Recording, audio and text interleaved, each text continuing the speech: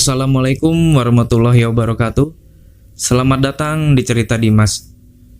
Pada kesempatan kali ini, gue akan menceritakan cerita kiriman dari narasumber.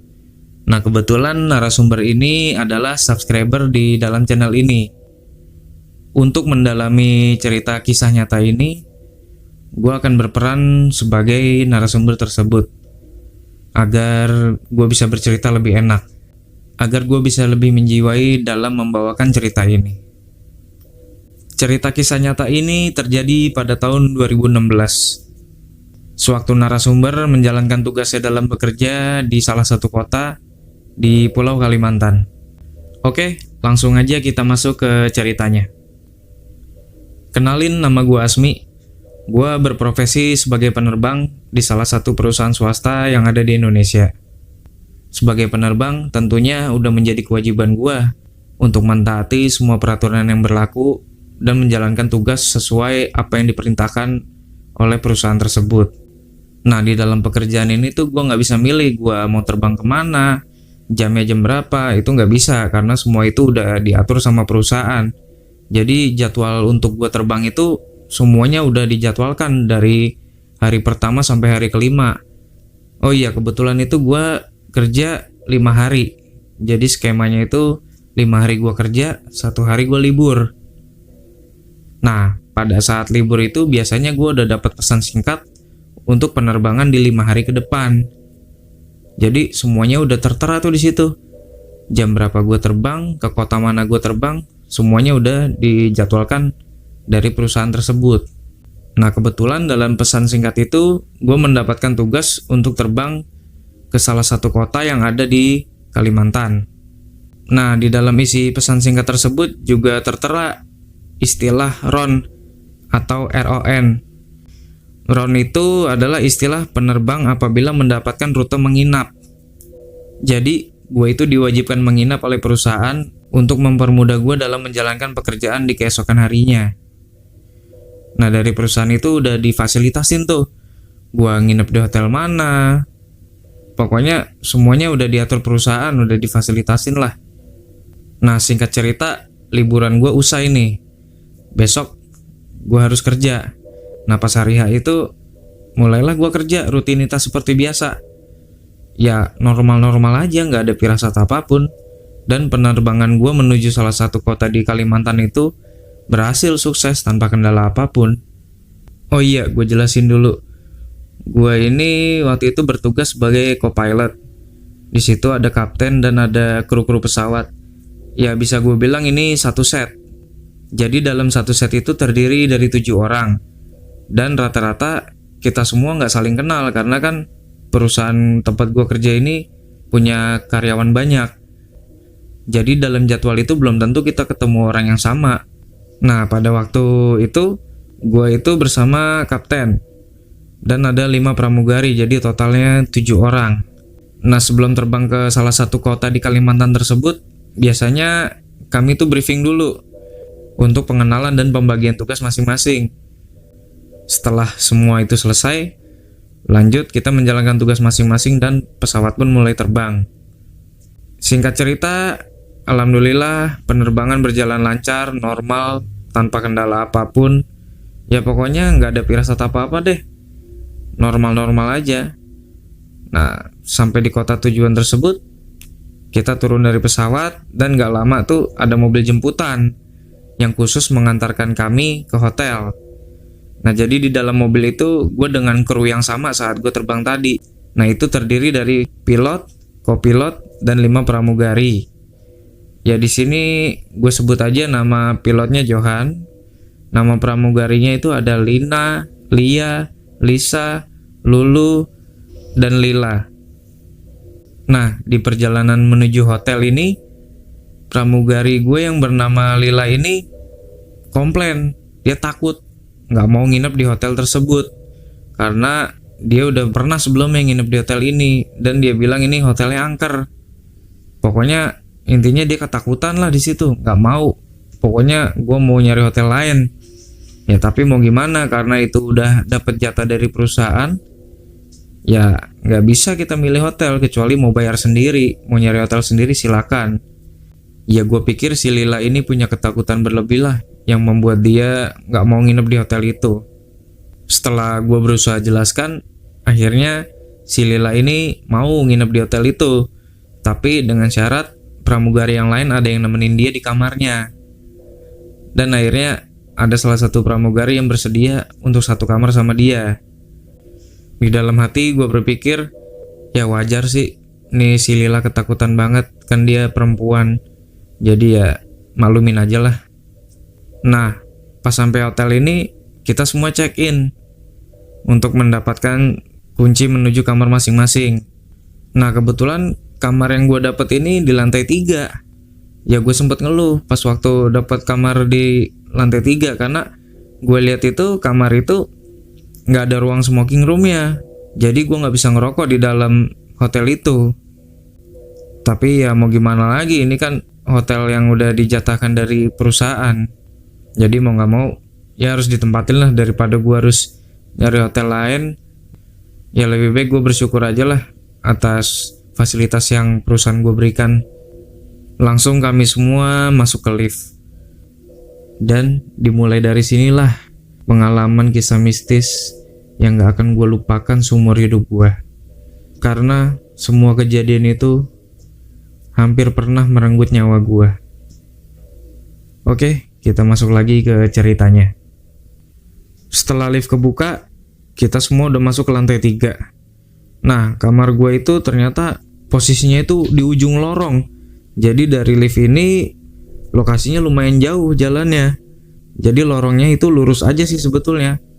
Nah, pas mulai berjalan di lorong itu sebetulnya bulu kuduk gue udah merinding. Udah berdiri nih bulu kuduk. Entah karena guanya kecapean atau emang ada sesuatu nih di lorong hotel ini. Nah, pas di perjalanan menuju kamar itu, gue ngeliat nih kok dekorasi hotelnya agak aneh. Soalnya di ujung lorong itu kelihatan ada sofa sama meja. Tapi ya udahlah, gue nggak mau mikir yang aneh-aneh. Jadi gue langsung masuk kamar aja lah. Ya seperti biasa yang gue lakuin kalau pas masuk kamar hotel, itu gue langsung buka koper, ngambil peralatan mandi, lanjut gue buru-buru mandi. Pas pintu kamar mandi gue buka, itu gue ngerasa kok aneh banget nih kamar mandi. Jadi kamar mandi kan umum-umum aja, biasanya ada wastafel, ada kloset, ada tempat mandi. Nah ini tuh aneh, di dalam kamar mandi ada lukisan anak kecil. Ya gue nggak tahu itu lukisan siapa, tapi yang jelas ini lukisan anak kecil ini terlihat seolah-olah lagi ngamatin gue, lagi merhatiin gue. Jadi mata anak kecil yang ada di dalam lukisan ini kok selalu ngikutin gerakan gue. Tapi di situ gue berpikir, apa emang perasaan gue doang kali? Karena gue ngerasa badan gue udah lengket-lengket, udah gerah, gue pengen banget mandi. Gue nggak mikirin itu deh, langsung aja gue bergegas mandi. Nah habis mandi tuh gue pesen makan. Nggak lama makanan datang, langsung gue makan. Nah sehabis makan itu, ya untuk nurunin nasi yang ada di perut nih, gue coba iseng-iseng lah main handphone, browsing-browsing, ngeliat pesan masuk atau buka internet. Ya pokoknya gue main handphone aja lah di situ lah. Nah karena efek abis makan itu nggak sadar itu tiba-tiba gue ketiduran. Gue nggak begitu ingat gue udah ketiduran berapa lama. Tiba-tiba spontan gue kaget terbangun. Pada saat terbangun itu gue ngerasain nih dada nih sakit banget, nyesek banget. Gue berasa tuh kayak ada yang nindiin gue tadi pas gue lagi tidur. Makanya spontan gue kebangun itu. Jadi gue elus-elus tuh dada, gue pijit-pijit karena emang sakit banget. Sakitnya itu kayak habis diinjek-injek nih dada. Pokoknya aneh aja gitu loh. Ya karena kejadian itu gue langsung buru-buru ke kamar mandi buat cuci muka. Mungkin gue belum sadar nih, masih setengah-setengah lah, namanya juga bangun tidur kan. Tapi setelah gue cuci muka tuh, ya dada gue masih terasa sakit. Karena ngerasa nyeri di dada nih gue nunduk. Nah di situ gue ngeliat keanehan. Kok di ujung kamar mandi di tempat pembuangan air kok banyak rambut. Nah yang anehnya ini kok rambutnya keriting. Kalau emang itu rambut gua, nggak mungkin keriting. Soalnya rambut gua lurus. Tapi di situ gua masih berpikir positif. Apa mungkin pas gue tidur tadi ada cleaning service atau staff hotel yang masuk ke kamar gue? Tapi masa iya mereka masuk gitu aja nggak pakai permisi? Dan kalaupun mereka masuk pun pasti tujuannya untuk berberes-beres, entah beresin piring bekas gue makan atau beresin barang-barang yang berantakan. Toh juga kalau emang niatnya beres-beres, ini kenapa di lubang pembuangan air itu banyak rambutnya juga keriting? Masa iya hotel berbintang punya karyawan atau punya pelayanan buruk seperti itu? Nggak mungkin juga kan? Nah karena melihat kejadian itu, firasat gue nih langsung nggak enak. Jadi gue langsung buru-buru bergegas untuk keluar dari kamar itu. Nah nggak lama berjalan itu, gue masuk lift, gue turun, langsung gue ke lobby. Di lobby itu, gue sempetin ngopi sama ngerokok dulu. Ya untuk nenangin diri gue lah. Soalnya gue masih nggak percaya. Itu kok bisa ada rambut gitu loh. Jadi posisinya pas habis lihat rambut itu, bulu kuduk gue langsung berdiri semua. Merinding hebat gue di situ. Ya sebetulnya gue pribadi kepaksa aja keluar kamar karena kejadian itu. Kalau nggak karena kejadian itu juga gue nggak akan keluar kamar. Karena apa? Pas tadi gue bilang perjalanan dari lift menuju ke kamar gue ini koridornya panjang. Nah di koridor itu kan gue udah sempet ngalamin merinding. Dan juga desain bangunannya tuh agak aneh. Karena tata letak dekorasi furnitur itu nggak cocok, nggak sesuai tempatnya lah. Kayak ada ditaruhin kursi di sudut tertentu, ditaruhin meja di sudut tertentu. Ya nggak lazim lah ditemuin di hotel-hotel umumnya. Selesai ngopi sama ngerokok, pikiran gue udah tenang. Ya gue langsung balik lagi lah ke kamar gue. Sampai dalam kamar hotel itu, gue ke kamar mandi buat cuci kaki. Kebiasaan gue itu kalau habis dari luar selalu gue cuci kaki. Pas pintu kamar mandi gue buka, itu gue tambah kaget. Karena apa? Di situ gue lihat rambut yang tadinya cuma ada di lubang pembuangan air, itu rambut sekarang tambah banyak, berserakan di lantai kamar mandi, dan di wastafel pun juga ada tuh rambut. Jumlahnya lumayan banyak, keriting semua. Sampai di bathtub pun masih banyak tuh rambut. Jadi ibaratnya nih kayak lu habis cukur rambut, terus rambutnya lu aur-aur di dalam kamar mandi. Nah udah kayak gitu tuh yang gue lihat. Nah ngelihat semua itu, akal sehat gue udah nggak bisa nerima nih. Ini pasti ada yang nggak bener nih, ada yang nggak beres nih. Entah ada orang jahil atau ada gangguan dari yang lain, gue nggak tahu deh. Intinya gue di situ perasaan gue udah nggak enak banget deh. Nah di situ gue tambah takut. Tapi kalau gue ke lobby lagi untuk nenangin diri, jauh. Ngerokok di kamar hotel nggak bisa. Ya udahlah, untuk ngilangin rasa takut dan ngilangin kejenuhan, gue nyetel TV tuh di kamar hotel. Acara apapun terserah lah, yang penting tuh TV nyala, gue bisa ada hiburan. Gue sebetulnya kalau lagi di hotel tuh gue nggak suka nyetel TV, tapi karena keadaannya seperti itu, jadi ya udahlah kepaksa gue setel TV aja lah, buat nimbulin suara berisik sama buat ngilangin iseng gue di dalam kamar. Lagi asik-asiknya gue nonton TV, itu telepon hotel tuh bunyi. Langsung buru-buru gue angkat. Gue kira temen gue yang nelpon. Nah pas tuh telepon gue angkat, itu gue halo-halo nggak ada jawaban. Gue pikir ya gagal jaringan atau apalah. Ya udahlah, telepon gue tutup. Gue balik lagi nonton TV. Pas gue baru ngerebahin badan tuh telepon bunyi lagi. Nah gue angkat lagi, tapi tetap nggak ada jawaban. Gue halo-haloin juga, itu kagak nyaut di telepon. Nggak ada orang yang nyaut. Gue tutup lagi telepon. Nggak lama bunyi lagi nih telepon. Ya gue angkat lagi. Nah pas ketiga kalinya gue angkat nih, itu telepon tuh bunyi kresek-kresek. Gue perhatiin dengan jelas tuh suara, sambil gue ajak ngomong tetap nggak ada jawaban. Nah nggak lama setelah suara kresek-kresek hilang, itu gue sayup-sayup tipis nih, dengar suara kayak perempuan yang lagi ketawa. Ketawanya tuh bukan ketawa bahagia, ketawanya tuh kayak ketawa sinis ke gue. Tapi di situ gue tetap berusaha ngajak dia ngomong, tapi dia tetap cuman ketawa-ketawa aja. Nggak lama seketika putus tuh sambungan teleponnya. Langsung gue tutup juga tuh teleponnya. Nah abis telepon gue tutup, nggak lama azan maghrib. Langsung gue ambil wudhu untuk sholat. Pas gua mau selesai sholat maghrib di rakaat terakhir, itu pintu kamar hotel gua kayak ada yang ngetok-ngetok. Tapi ngetok-ngetoknya tuh beda. Kalau cleaning service atau staff hotel kan ngetok-ngetoknya halus. Ini tuh beda. Ngetok-ngetoknya tuh kayak digedor-gedor. Kayak posisi lagi marah itu. Gedor-gedor kayak mau didobrak tuh pintu. Kencang banget suaranya. Nah langsung pas rakaat terakhir selesai itu, gue bergegas langsung ke pintu. Pintu gue buka sambil rada sedikit emosi karena berisik banget kan, ganggu orang sholat. Pas pintu gue buka, itu bener-bener gak ada orang sama sekali. Soalnya pas gue nengok ke kiri itu kan tembok yang gue bilang ada kursi, sofa, dan meja yang tata letaknya aneh. Seberang gue itu ada kamar, posisinya kosong. Pas gue nengok ke kanan itu lorong lurus yang mengarah ke lift. Itu bener-bener gak ada orang. Di situ akal sehat gue mulai diuji. Kalau emang tuh orang, gak mungkin dia bisa kabur lari secepat itu. Soalnya koridor hotel lumayan panjang. Jauh lah jaraknya kalau mau ke lift. Kalau emang itu temen gue, ngapain juga mereka ngisengin gue? Kayak gak ada kerjaan aja. Toh di depan gue itu kosong posisinya. Di sebelah gue gak tahu deh ada yang ngisi apa enggak. Tapi yang gue rasain selama di kamar itu hening aja. Kayak gak ada orang lain selain gue di lantai 3 itu. Ya tetaplah gue harus berpikir positif mau gimana pun. Langsung pintu gue tutup.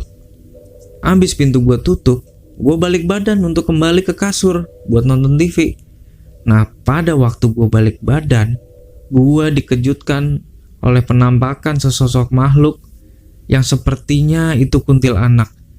Jadi posisi makhluk ini itu posisinya nemplok di ujung sudut hotel. Jadi kepalanya itu agak nunduk mau menyentuh plafon, tangannya berpegangan di kanan kiri tembok beserta kakinya yang juga berpijak di sudut tembok.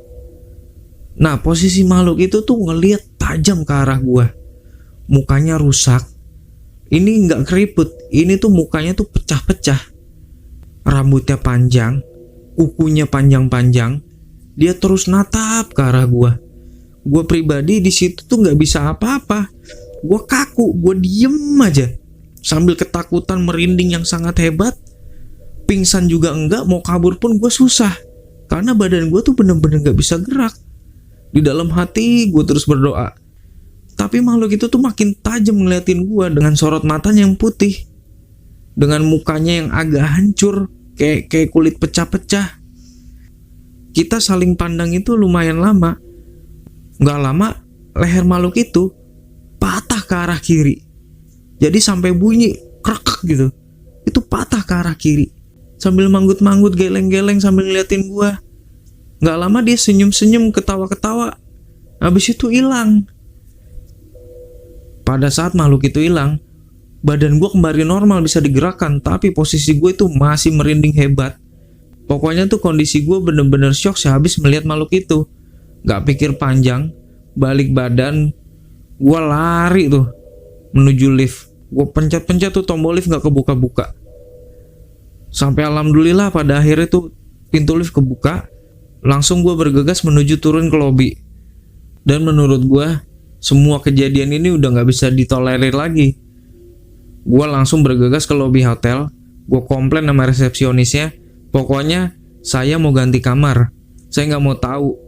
Semua tuh gue ceritain ke resepsionis, tapi mereka semua gak ada yang percaya. Gak tahu kenapa tuh mereka gak percaya sama cerita gue. Jadi seakan-akan tuh gue dianggap ngarang-ngarang cerita demi pindah kamar. Padahal kenyataannya gue minta pindah kamar tuh karena gue mengalami gangguan-gangguan tersebut. Tapi pihak hotel di situ berusaha menjelaskan bahwa semua kamar itu telah penuh. Jadi gue gak bisa pindah kamar. Lah gue ngotot di situ. Itu depan kanan kiri gue kosong. Kenapa gue gak boleh pindah kamar? Tapi tetap pihak hotel bersikeras semua kamar penuh. Aduh, ya udah deh, bismillah. Dengan berberat hati, gue harus balik lagi ke kamar itu. Dan mau nggak mau, malam ini gue harus tidur di kamar itu. Singkat cerita, sekembalinya gue ke kamar untuk menghilangkan rasa takut, gue langsung buka Al-Quran. Langsung gue ngaji di situ. melantunkan ayat-ayat suci Al-Quran dengan harapan itu bisa menenangkan hati gue dan bisa mengusir gangguan-gangguan goib yang ada di dalam ruangan hotel tersebut. Pada saat gue melantunkan ayat suci Al-Quran, kayaknya tuh mereka tambah marah sama gue. Itu mulai tuh gue dengar suara pecahan kaca, suara barang jatuh, suara barang-barang dibanting, suara teriak-teriak, suara ketawa-tawa. Pokoknya tuh di luar akal sehat manusia, itu nggak bisa diterima di pikiran gue. Tapi itu nyata gue denger. Tapi gue lihat itu nggak ada barang jatuh, nggak ada kaca pecah, cuman suaranya tuh kencang banget di kuping gue. Dan suasana di kamar hotel itu tuh mencekam banget. Pokoknya udah nggak enak bener deh tuh suasana di dalam kamar itu. Karena waktu udah malam banget dan gue nggak tahu harus berbuat apa lagi. Akhirnya gue langsung tiduran, tengkurap, kepala gue tutup pakai bantal. Dan karena di dalam rasa ketakutan yang besar itu, akhirnya kalah sama rasa ngantuk gue. Tanpa gue sadari, gue pun tertidur. Entah gue udah tidur berapa lama, gue nggak ingat. Intinya gue kebangun lagi gara-gara gue nyium tuh bau bangkai yang sangat busuk, menyengat banget menusuk hidung gue. Sumber baunya ini berasal dari kamar mandi. Bantal yang nutupin kepala gue itu gue angkat. Langsung gue nengok ke arah kamar mandi. Dan disinilah gue diperlihatkan penampakan yang astagfirullah, jangan sampai kalian melihatnya. Di situ gue ngeliat perwujudan perempuan setengah baya dengan badan gemuk, pakai pakaian tuh warna hitam mirip daster, rambutnya tuh keriting, panjang, mukanya tuh agak kehijauan, matanya tuh merah melotot ke arah gue. Dengan mimik muka yang seram, dia tuh kayaknya tuh nyimpan banget dendam sama kebencian ke gue. Itu tuh saking melototnya dia, bola matanya tuh hampir copot keluar. Jadi udah di ujung-ujung itu bener-bener gue lihat tuh bola mata bulat yang udah hampir keluar dari kelopak matanya. Itu tuh gue denger dia mengeram-eram, udah kayak binatang buas. Serasa tuh dia kayak mau nyerang gue. Nah di situ gue apes banget, badan gue serasa terkunci, teriak nggak bisa, gerak nggak bisa. Dan gue tuh sangat berharap gue tuh pingsan di situ. Tapi pada kenyataannya enggak. Gue tuh masih sadar dan terpaku terus tatapan gue tuh ke makhluk itu. Jadi gue nggak bisa berpaling dari makhluk itu. Gue tatap-tatapan terus sama makhluk itu. Dan pada saat gue udah nggak kuat dan gue mau pingsan, alhamdulillah tuh makhluk hilang. Entah kemana, pokoknya di depan mata gue tuh makhluk itu udah nggak ada lagi. Dan kejadian itu seumur hidup gak akan pernah gue lupakan. Di dalam rasa ketakutan itu, entah gak tahu kenapa gue tuh tertidur. Ya karena mungkin juga secara psikologis gue udah kecapean karena kerja. Yang kedua, gue dapet kamar gak sesuai harapan gue. Yang ketiga, yang lebih parah ini, yang ketiga ini, gue diganggu sama hal-hal yang berbau mistis yang tak kasat mata. Dan semua itu gak pernah gue saksikan seumur hidup gue. Tapi pada kenyataannya, di hotel itu, di hari itu, dan di malam itu, gue menyaksikan semua yang gak pernah gue harapkan di dalam hidup gue. Pada saat gue tidur itu, gue mendadak terbangun karena gue mendengar suara ketukan dari balik pintu kamar gue. Tapi kali ini beda. Suaranya halus banget ketukannya. Ketukan sopan. Dan di situ langsung gue bangun untuk meyakinkan diri gue, ini siapa yang ngetuk. Dan ketukan itu terus menerus gak berhenti. Gue bergegas bangun dari kasur dan gue memberanikan diri untuk membuka pintu kamar hotel gue. Setelah tuh pintu gue buka, gue sangat seneng, gue sangat bahagia di situ. Karena yang gue lihat adalah staf hotel yang mengantarkan laundryan baju seragam gua.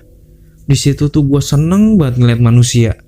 Soalnya pengalaman gue yang tadi kan yang gue lihat bentuknya nggak karuan semua, hancur-hancur, nggak ada yang bener. Di situ gue bersyukur buat bisa ngeliat orang. Dan gue tersadar di situ tuh waktu udah pagi. Tapi gue ngerasa tuh tidur gue sebentar banget. Tapi ya udahlah, yang penting nih udah pagi, kejadian udah berlalu dan gue berhasil ngeliat orang depan mata gue. Gue udah seneng banget di situ. Nah, langsung tuh gue buru-buru mandi. Abis mandi gue pakai seragam, gue beresin barang-barang, gue masukin ke koper, dan alhamdulillah gue bisa keluar dari kamar hotel jahanam itu. Di koridor menuju ke lift itu gue jalan lumayan cepet karena gue nggak bisa lupain kejadian semalam. Gue masuk lift untuk menuju lobi. Sesampainya di lobi, gue bertemu rekan-rekan kerja gue yang lain dan kita bergegas menuju mobil jemputan yang akan membawa kita kembali ke bandara. Singkat cerita, setelah semua itu berlalu dan tugas gue udah selesai, setibanya di rumah itu gue ngerasa pusing banget nih kepala gue. Pusingnya luar biasa tuh, kepala rasanya kayak mau pecah. Badan gue tuh menggigil. Tenggorokan gue tuh sakit banget. Udah kayak lama gak minum. Padahal gue tuh sebelum masuk rumah tuh udah minum. Tapi sesampainya di dalam rumah, tenggorokan gue nih sakit banget, kering banget, kayak lecet. Ya kira-kira gue ngalamin semua itu tuh 1 minggu. Udah beberapa kali manggil dokter. Kira-kira gue butuh waktu seminggu lah untuk pulih. Pada akhirnya alhamdulillah gue bisa pulih. Setelah gue sembuh itu, gue ngerasa gak nafsu makan. Dan gue maunya ngerokok terus. Minum enggak, makan enggak. Jadi di pikiran gue tuh gak nafsu ngeliat makanan, ngeliat minuman. Jadi gue maunya cuman ngerokok aja. Sampai akhirnya berjalannya waktu tuh makin lama badan gue makin kurus. Sampai gue gak percaya kalau ini diri gue pada saat gue bercermin. Karena gue yang tadinya sehat, badan gue lumayan berisi, sekarang tuh kalau gue ngaca tuh gue ngeliat tuh gue kurus banget. Setelah gue kurus itu semua penyakit tuh timbul lagi. Penyakit pertama seperti apa yang gue rasain waktu gue pulang ke rumah. Ditambah ada beberapa penyakit lagi yang menyerang tubuh gue. Saking parahnya gue sakit, untuk berdiri aja gue gak kuat. Kalau gue maksain berdiri, kaki gue tuh gemeteran. Jadi hanya untuk berdiri aja, itu tuh gue dibantu sama istri gue. Pada waktu sholat pun gue gak kuat berdiri lama-lama. Pokoknya penyakit ini sangat mengganggu kehidupan gue dan aktivitas gue. Semua obat-obatan dari dokter udah gue konsumsi. Tapi penyakit gue bukannya makin membaik, malah makin parah. Dan badan gue pun jadi mudah lelah. Jangankan lari, jalan dari teras ke ruang tamu aja, itu tuh gue udah ngos-ngosan. Makin hari penyakit gue makin parah. Kali ini penyakitnya bertambah. Gue terserang diare akut. Diare yang gue rasain ini gak seperti diare pada umumnya. Karena penyakit diare tersebut, gue memaksakan diri untuk makan. Walaupun nafsu makan hilang, tapi gue tetap harus maksain diri buat makan. Tapi anehnya, setiap gue habis selesai makan, itu tuh perut gue tuh sangat sakit, yang mengharuskan gue bolak-balik ke toilet untuk buang air besar. Dan berbulan-bulan, diare itu tuh gak hilang. Dan mohon maaf, setiap gue buang air besar, feses gue tuh selalu encer. Encernya tuh udah kayak air. Dan mohon maaf juga, baunya tuh sangat amis, bercampur bau yang lumayan busuk. Berjalannya waktu, karena semua penyakit yang gue derita itu, badan gue yang tadinya gue bilang kurus, ini tuh makin kurus lagi. Penderitaan gue gak berakhir sampai di situ. Gak lama itu, muka gue itu muncul bintik-bintik kecil yang seperti jerawat. Kalau jerawat normal kan pada umumnya beberapa hari hilang. Ini enggak. Bintik-bintik kecil yang ada di muka gua itu bertambah besar seperti bisul dan gede-gede. Dan ada beberapa yang pecah itu mengeluarkan bau yang sangat busuk. Banyak dari keluarga dan kerabat gua yang pada waktu itu tuh menduga tuh gua sakit kanker. Kecurigaan mereka yang menyatakan gue seperti kena kanker itu beralasan karena mereka melihat timbangan badan gue yang biasanya 65-67 kilo itu turun drastis sekarang hanya menyisakan sekitar 40-42 kg. Dengan tinggi badan gue yang sekitar 175 cm itu, badan segitu tuh sangat kurus menurut gue. Ya, hingga pada akhirnya istri dan keluarga gue tuh membawa gue ke dokter penyakit dalam. Setelah selesai berobat di sana, gue pun divonis terkena penyakit hipertiroid. Setelah divonis penyakit itu, gue berobat jalan. Berbulan-bulan nggak menimbulkan efek apapun. Nggak ada hasilnya. Keadaan gue nggak jauh lebih baik. Malah makin memburuk dan makin memburuk. Ya, intinya yang gue rasain pada saat itu tuh, gue ngerasa umur gue udah gak lama lagi. Berbulan-bulan tetap gak ada perkembangan. Sampai pada akhirnya ada salah satu keluarga gue merekomendasikan gue untuk pergi berobat ke kiai, ulama, atau ke ahli spiritual. Karena sekilas-kilas itu saudara gue lihat kalau ada makhluk tak kasat mata yang menempel di badan gue. Mendengar semua saran saudara gue, dan dengan semangat yang masih ada di diri gue bertekad untuk pergi ke tempat itu dengan diantarkan saudara gue yang telah merekomendasikannya. Singkat cerita, sampailah gue ke tempat pengobatan itu. Lokasinya ada di Bogor. Langsung dengan ditemenin saudara gue ini, gue masuk ke rumah beliau. Sesampainya gue masuk ke rumah beliau, gue berkenalan. Nah, sehabis itu gue perhatiin di dalam rumahnya tuh agak sedikit aneh, karena ada ruang bawah tanahnya di dalam rumah tersebut. Dan entah kenapa, anehnya tuh di dalam batin gue tuh sangat menolak dibawa ke tempat itu. Karena keadaan udah kepalang tanggung, udah jauh-jauh ke sana, ya udahlah, gue ikutin saran saudara gue, dan mulailah gue melakukan pengobatan di situ. Beliau pun langsung mengobati gue dengan cara terapi. Nah, pada saat gue diterapi, tiba-tiba itu gue nggak sadarkan diri. Di situ tuh saudara gue ngeliat gue meronta-ronta, gue berontak sambil teriak-teriak, kesakitan. Nggak lama tuh makhluk ditenangin sama orang yang ngobatin gue. Setelah makhluk yang ada di dalam raga gue itu tenang, kemudian makhluk itu diajak komunikasi. Makhluk gaib yang masuk ke dalam raga gue itu mengaku dari sebangsa genderuwo. Dia nggak mau nyebutin namanya. Yang jelas, dia itu bangsa genderuwo. Tapi ini versi perempuannya. Nah, makhluk halus yang masuk ke tubuh gue itu, ya makhluk yang gue lihat sewaktu gue nginep di hotel di salah satu kota di Kalimantan. Makhluk itu emang sengaja mengikuti gue dan niat mencelakai gua dan membunuh gua secara perlahan dengan cara membuat gua sakit yang nggak tahu sakit apa, sakitnya aneh-aneh, nggak jelas. Pokoknya pakai ilmu medis itu nggak sembuh. Ternyata penyakit yang gua derita selama ini adalah penyakit non medis. Gua nggak tahu apa kesalahan gua sampai-sampai tuh makhluk jadi murka banget dan dendam banget sama gua. Sampai-sampai gue mau dibuat celaka dan dia berharap banget gue mati di tangannya.